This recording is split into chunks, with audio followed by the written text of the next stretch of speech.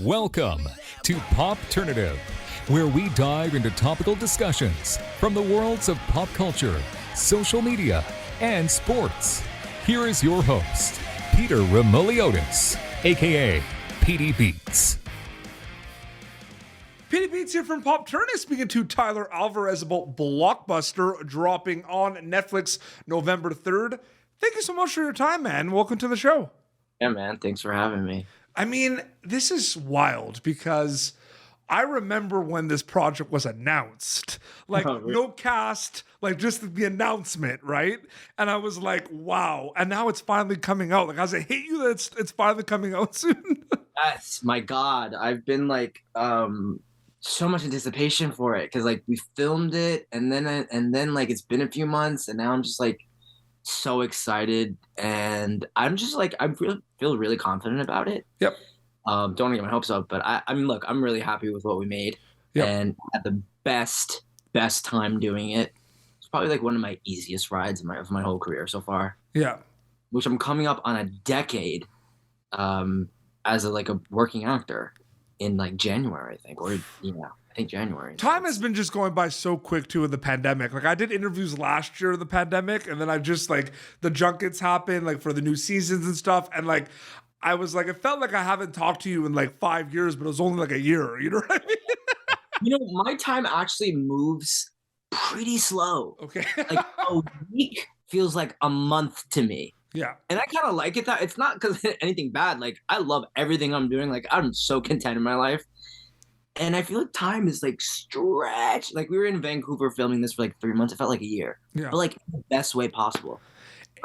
So when you're cast for this, does so many kind of movie memories just come to mind right away just because of Blockbuster and everything? Like, do you start like thinking like, man, this is awesome? Yeah. But you think of all the movies you rented over the years. Like, does that come to mind?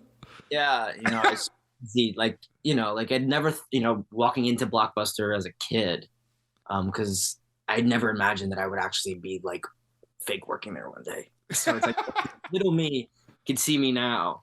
And I remember like on like a cold night because I grew up in New York. Yeah.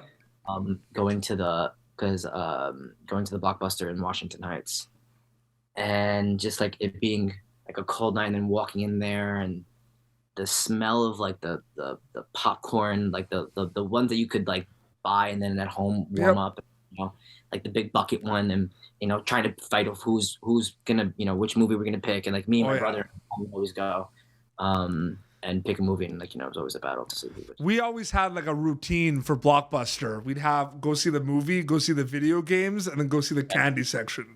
That was like the triple threat. Video games were the best because it's like you don't need a video game longer than like 2 weeks. Yeah. And if you play the whole thing. So it was like economically amazing. Like I wish they should do that. Can you rent video games anywhere? I'm sure you can. I remember growing up, like we used to have a store called Microplay, and it was like that was like the video game renting store. Like just video games. Yeah. So there definitely is a market for that, 100%. Your character in Blockbuster, like, is a film fanatic, like loves movies. So is that kind of cool and refreshing where like your job is like really like reflected in the role, so to speak? Yeah. I think it's like a huge homage to Blockbuster. Yep. And Netflix making it is like such a love letter to films and this time in our life, because like with the digital age, everything is constantly changing, and but it happens to everyone, in every generation it progresses. But I love it. Absolutely. When you're kind of reading the script for Blockbuster and you see the ensemble cast, the workplace comedy is very popular. There's a lot happening with a lot of the genres. A lot of the characters as well. I feel like there's a lot that happens with a lot of these characters where you laugh, but there's serious undertones as well in this. Is that something that stood out in the script as well when you're reading it? That is probably one of my favorite things about it, is how much heart this story has. Like even with Carlos and the whole show, like the antics that we get up to try and save our small business Blockbuster from going under, There's still so much heart, there's so much love for the store, so much love for each other. And what Carlos deals with a lot is, deciding, which I think a lot of people struggle with, which is why I feel really confident about his story, Yeah. is whether to go for your dreams or to rely on what's safe. You know, like he wants to be an accountant. Well, he doesn't want to be an accountant. His parents want him to be an accountant. He wants to be a director.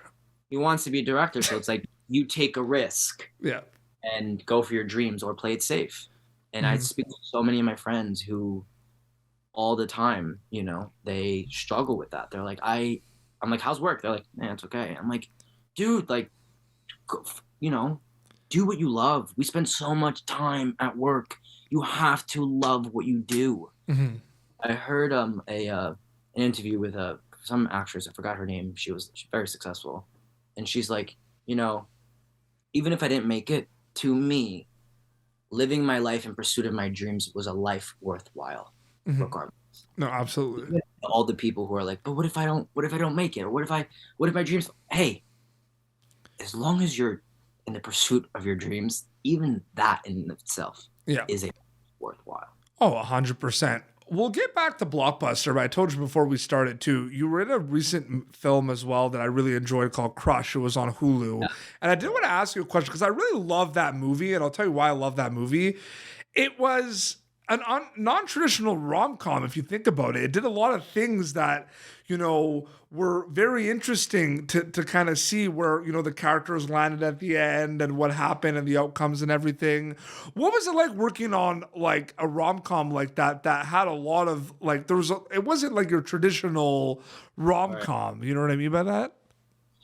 Well, yeah, you know, I think the thing that I loved about Crush is that it was just a girl has a crush on another girl. Yep. It didn't make a big bit about it. Like it wasn't like it wasn't about coming out. It was just about a girl having a crush on another girl, you know, and it kind of normalized it a lot. Which is what I loved about But the love triangle too, I feel like there's always like a little bit of that in like older rom-coms, but it's always like the two people, are they going to get together or not, right?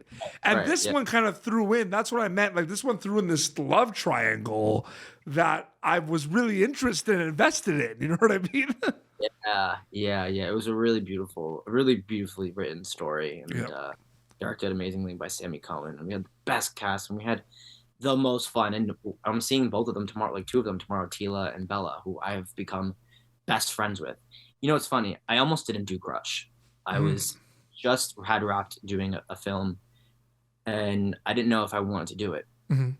And thank God I did, because I made the best of friends. And that to me is a lot of my life, is like, I don't know if I want to do this project. And then it's like, thank God I did, because the movie was fucking phenomenal, and I made the best of friends, the best. I just feel like these movies, you watch them and there's laughs and it's like, haha, but then it's like, oh, snap. Like these characters are like, never have I ever is another one. Like that, literally that show is like, that show hits so hard and just comes off just as like a funny show. You know what I mean? And like that's one of the hardest hitting shows in my opinion out there, to be honest with you. It does it so well. And Mindy and Ling are brilliant, and the story just sticks and it resonates, and it's such a great show. And a great cast. But I don't think we're reinventing the wheel here, Tyler. I feel like there's always serious undertones in like the comedy genre. Yeah, but I guess it's hard to do, which is why so much of this is we're talking, most of it doesn't work. You know, like it's okay. This one, it really works, and it's like, I remember when we were filming American Vandal. I remember on the first, I think in the middle of the production, I was like, which is an omen to Wendy O'Brien, who's a casting director. She actually cast Blockbuster too. She's so brilliant. I have never seen that woman put a bad cast together. I remember when we were filming American Vandal, I'm like, it was just every piece was perfect. Every single actor was perfect for the role. Everyone, every person involved, the costumes, the set design, the director, everyone. It was just like, you almost cannot create that kind of a perfect storm. It either happens or not. And that's how I felt when we were doing Blockbuster too, which is really excited. I'm like, everyone is just so like The writing's incredible. All the directors we had were incredible. Vanessa Ramos, who created Blockbuster, she's has the mind of a genius. She soaks up like every reference in the world. Well, that's my next question. So usually you put on like a sitcom, like a 30-minute sitcom on in the background, and like you get home from a tough day at work, you get like some pizza, you just watch it and you just check your phone and everything. But like with this show, it's so quick, the banter sometimes, that like if you don't pay attention, you're gonna miss something. You know what I mean? Yeah. It's really written really well. And it's just like when I watched it, because I watched it like last week, it felt like a warm hug, which I think these shows do. We need that right now too. Yeah. I mean, we always need that. Yeah. We always need a warm hug. Yeah.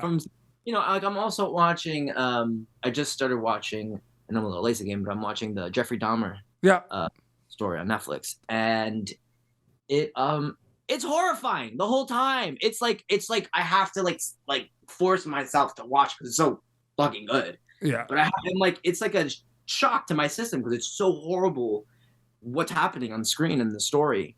And I'm like, and then I'm like, all right, let me go watch Blockbuster and like feel warm and laugh. And that's one of the things that I loved about it. I'm a fan of Blockbuster. Yeah, and it's dropping, pretty soon, November 3rd on Netflix worldwide. When they get a chance to watch Blockbuster before we wrap up here, what are you hoping they get out of it specifically, besides it being a warm hug? Well, look, it's really funny. Yep. The cast is incredible. Every single person. Shout out I gotta say, everyone's good, but JB Smooth. That's all I'm gonna say. And one of my personal favorites out of everyone, because everyone's brilliant. Yeah, everyone's good. Olga Merediz as Connie is astronaut. She had me screaming, laughing the entire time. I shit you not. That's amazing. But what do I hope they get out of it? I mean, look, there's so many different storylines with such a big ensemble. There's so many different pieces of life to pick from and draw from. But like from Carlos's, I hope it wakes up in them like that whole thing of like, do I pursue my dreams or do I stay with what I'm doing now? If you're not happy with what you do, and some people don't know what their dreams are. People don't know what they want. And it's a complicated question. It's a my 20s, like I had when I was in my 20s. I'm revealing my age. Like I'm in my 30s now, but like 10 years ago, man, like you really have those days where you're like you don't know what you want to do. Like you really have that. Yeah. It's a thing. So I just hope that people think about it at least. And no matter what, your life is, I hope that everyone just finds peace and happiness in their decision of what they Absolutely. Tyler, thanks so much.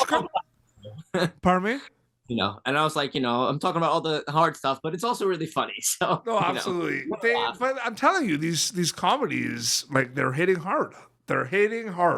That's the best type of comedy. Yeah, absolutely. Tyler, thanks so much for coming on Popternative. It was so great chatting with you. Yeah, you too, man. Thanks for having me. November 3rd, Blockbuster on Netflix. You have an Instagram account, right, where people can keep up to date with? Yeah, at Tyler Alvarez on Instagram, Twitter, and I think TikTok. It's the same. Amazing. Well, this has been Popternative, youtube.com/Popternative for previous episodes. You're going to be able to catch Tyler Alvarez in Blockbuster, streaming worldwide on Netflix November 3rd.